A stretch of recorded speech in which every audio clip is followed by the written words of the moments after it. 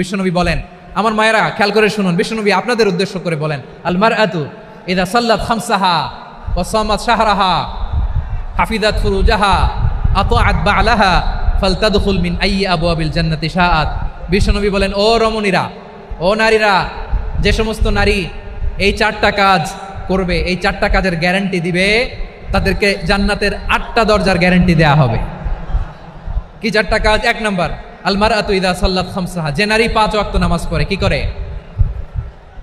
জেলা স্টেডিয়ামে অবস্থানরত আমার নারীরা, বোনেরা, বিশ্বনবী আপনাদেরকে 4টা কাজের কথা বলেছেন, খুব বেশি না। 4টা করলে 8 জান্নাতের দরজা সব খোলা। কোনটা দিয়ে যাবেন?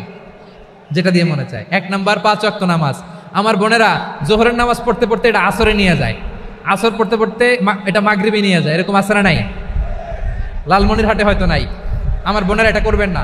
ইন্না সালাতা কানাত আলাল মুমিনিনা কিতাবাম মাওকুতা, সময় মতো পড়বেন। সামাত শাহরা, রমাদানের রোজাগুলো রাখবেন। হাফিজাত ফুরুজাহা, যে নারী তার চরিত্রকে হেফাজত করে, তার প্রাইভেট হেফাজত করে, তার লজ্জাস্থান হেফাজত করে। ও মায়েরা, আপনার এই গর্ভ যে কত দামি আপনি জানেন না। আপনার এই গর্ভ থেকে জন্মাবে আগামীর সালাহুদ্দিন আল আইয়ুবী। আপনার গর্ভ থেকেই জন্মাবে ইমাম আল মাহদি আল মুনতাযার। আপনার পেট থেকে জন্মাবে আবু সাইদের মতো বীর সৈনিক। আপনার পেট থেকে জন্মাবে মুগ্ধের মতো বীর মুজাহিদ। আপনি জানেন না কে আসবে আপনার পেট থেকে। সময়টাকে কাজে লাগান, ইসলামকে বুঝেন, মানেন, আমাদের ইসলামিক লেকচারগুলো শোনেন। আমরা যে বার্তাগুলো, ইনস্ট্রাকশনগুলো, দিক নির্দেশনাগুলো আপনাদের খেদমতে রাখি, এগুলো মেনে চলুন। আপনিই পারেন আপনার ঘরটাকে জান্নাতের টুকরা বানাতে। একটা family, it's a very big institution and you are the MD, the managing director of this institution. চিল্লায় বলেন ঠিক কিনা? চাইলেই পারেন ঘরটারে জান্নাতের টুকরা বানাতে। 5 ওয়াক্ত সালাত, রমাদানের রোজা, নিজের চরিত্রের হেফাজত, ও আতাআত বা'লাহা, স্বামীর আনুগত্য। এটাতে অনেকে ভুল করে থাকে। হায় রে আমার বোনেরা, স্বামীর আনুগত্যকে এটা নিজের অপমান মনে করবেন না। আপনার স্বামী আপনার সবচেয়ে বড় গার্ডিয়ান, তিনি আপনার সবচেয়ে ভালো চায়। নারী কখনো গার্ডিয়ানশিপের বাইরে থাকতে পারে না। হয় আপনি বাবার গার্ডিয়ানশিপের ভেতরে, বাপ না থাকলে ভাই আপনার গার্ডিয়ান, ভাই না থাকলে চাচা গার্ডিয়ান, বিয়ের পরে আপনার স্বামী আপনার গার্ডিয়ান। শরিয়া সম্মত স্বামীর আদেশগুলো আপনি মেনে চলবেন, কিন্তু শরিয়া বিরুদ্ধ কোনো আদেশ মানতে আপনি বাধ্য নয়। আওয়াজ করে বলুন সবাই ঠিক কিনা? এই 4টা কাজ যদি কোনো নারী করে, বিশ্বনবী বলেন জান্নাতের 8টা দরজা খোলা। তোমার যেটা দিয়ে মনে চায় সেটা দিয়ে জান্নাতে তুমি এন্ট্রি নিতে পারবা। আমরা এখানে লালমনিরহাটের সোহরাওয়ার্দী ময়দানে আজকে যেমন একত্রিত হতে পারলাম, আল্লাহর জান্নাতেও যেন একত্রিত হতে পারে। আল্লাহ তুমি তৌফিক দান করো। আল্লাহ আমার এই কলিজার টুকরা যুবক ভাইদেরকে তুমি ওমরে ফারুকের মতো কবুল করো। জেলা স্টেডিয়ামে অবস্থানরত আমার মা বোনদেরকে তুমি ফাতেমার মতো, খাদিজার মতো কবুল করো। আমার ভাইরা, বিশ্বনবীর বয়স তখন প্রায় 51 বছর। কত বছর? বিশ্বনবীর সবচেয়ে কাছের মানুষ খাদিজা রাদিয়াল্লাহু তাআলা আনহা ইন্তেকাল করেছেন। বিশ্বনবী বড্ড কষ্ট পেলেন, হৃদয়টা ভেঙে খান খান। যিনি ঘরের ভেতরে বিশ্বনবীকে সান্ত্বনা দিতেন, ভালোবাসা দিতেন, বাইরে গেলে কোরাইশরা বকাঝকা করে, অত্যাচার করে, কিন্তু আম্মা জান খাদিজা রাদিয়াল্লাহু তাআলা আনহা ঘরটারে এমন শান্তির নীড় বানায় রেখেছেন, এই ঘরের ভিতরে ঢুকলে বিশ্বনবীর কলিজাটা ঠান্ডা হয়ে যেত।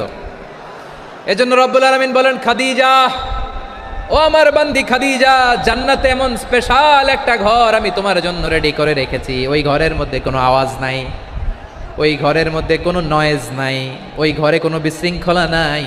কারণ মক্কার জমিনে আমার নবী কুরাইশদের বিশৃঙ্খলা, নয়েজ আর ঝামেলাগুলোকে উপেক্ষা করে যখন তোমার ঘরের ভিতরে ঢুকতো, ঘরটারে তুমি শান্তির নীড়, ঠান্ডা, নীরব, নিস্তব্ধ, নিঝুম আর শান্তির নীড় বানিয়ে রেখেছো। এজন্য জান্নাতে স্পেশাল একটা শান্তির নীড় আমি তোমারে উপহার দেব। ওই প্রিয়তমা স্ত্রী খাদিজা ইন্তেকাল করলেন, বিশ্বনবীর হৃদয় ভেঙে খান খান। আবার ওনার চাচা আবু তালেব ইন্তেকাল করলেন, যিনি পলিটিক্যাল শেল্টার দিতেন নবীকে। কে দিতেন? আবু তালেবের ভয়ে, বিশ্বনবীর এই চাচার ভয়ে কোনো মুশরিক নবীর গায়ে হাত দেওয়ার সাহস পায় নাই। এখন স্ত্রীও নাই, চাচাও নাই, নবীকে আশ্রয় দেওয়ার কেউ নাই। নবীর চারদিকে অন্ধকার। নবী এখন কই যাবেন? আমার পেয়ারা নবী নতুন স্টেশন খুঁজতেছেন, নতুন দাওয়াতি প্ল্যাটফর্ম খুঁজতেছেন। তিনি যায়েদ বিন হারেসা রাদিয়াল্লাহু তাআলা আনহুকে নিয়ে মক্কার পাশের একটা নেইবরিং সিটি তায়েফে চলে গেলেন। কোথায় চলে গেলেন? লালমনিরহাটের ভাইয়ের আওয়াজ করে বলেন, কোথায় গেলেন? তায়েফে চলে গেলেন দিনের দাওয়াত দেওয়ার জন্য। কি দেওয়ার জন্য? নাকি জমি কিনতে গেছিলেন? জমি কিনতে, দুনিয়ার যশ খ্যাতির জন্য, নিজের কোনো লাভের জন্য? তায়েফবাসীদেরকে জাহান্নামের আগুন থেকে বাঁচানোর জন্য আওয়াজ করে বলতে হবে, ঠিক কিনা? বিশ্বনবী বিশাল মরুপথ, পাহাড়ি পথ পাড়ি দিয়ে তায়েফের মরুজমিনে গেলেন কোরআনের দাওয়াত নিয়ে, ইমানের দাওয়াত নিয়ে। কিন্তু তায়েফের লোকেরা বিশ্বনবীর দাওয়াতকে শুধু প্রত্যাখ্যান করেই থামে নাই, তারা বিশ্বনবীর সাথে অত্যন্ত খারাপ আচরণ করেছে।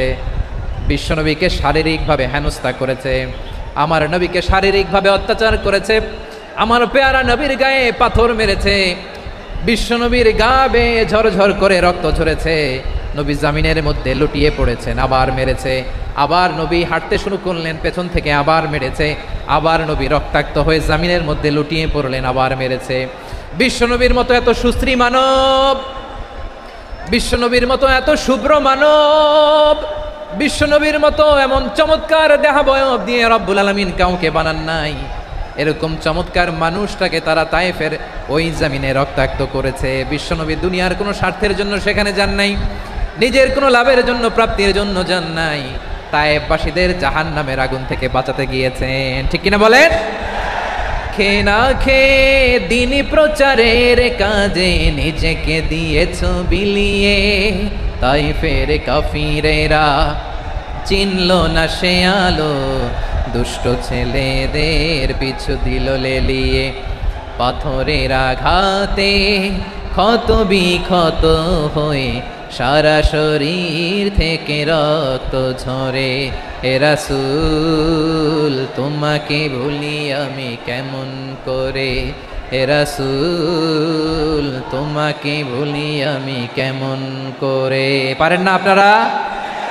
ধরুন আমার সাথে, হাজার ব্যথা বেদনার পরে ফিরে আসনি তুমি আপন ঘরে, দিনের আলো তুমি ছড়িয়ে দিতে চলে গেলে মদিনায় মক্কা ছেড়ে।